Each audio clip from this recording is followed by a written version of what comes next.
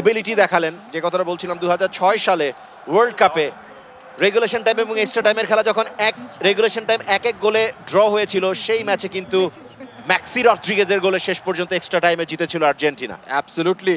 So এরই মধ্য দিয়ে প্রথমার্ধের খেলা শেষ হলো। প্রথমার্ধের ফলাফল মেক্সিকো 2 আর্জেন্টিনা 1।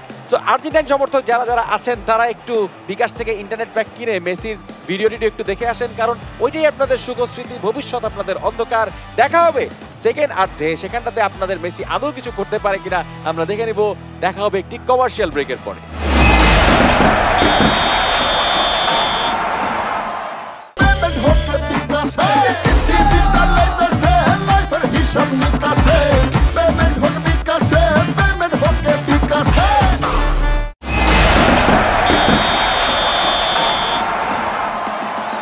একটি অত্যন্ত প্রাণবন্ত প্রথমার্ধ আমরা দেখে আসলাম, যেখানটাতে আর্জেন্টিনা 1 গোল দিলেও মেক্সিকো 2 গোল দিয়ে এই খেলায় এগিয়ে আছে। সরাসরি কথা বলবো মেক্সিকো দলের ম্যানেজার মেহরাব ভাইয়ের সাথে। কেমন লাগলো প্রথমার্ধ ভাই?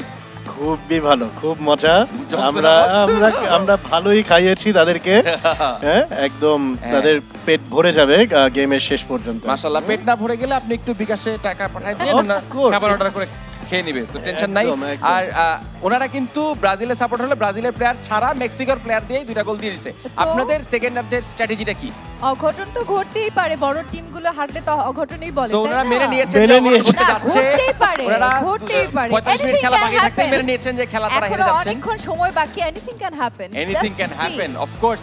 অনিশ্চয়তার খেলা ফুটবল। আশা করি আগামী 45 মিনিটেও চমৎকার ফুটবল আমরা দেখতে পাবো। Let's resume the game.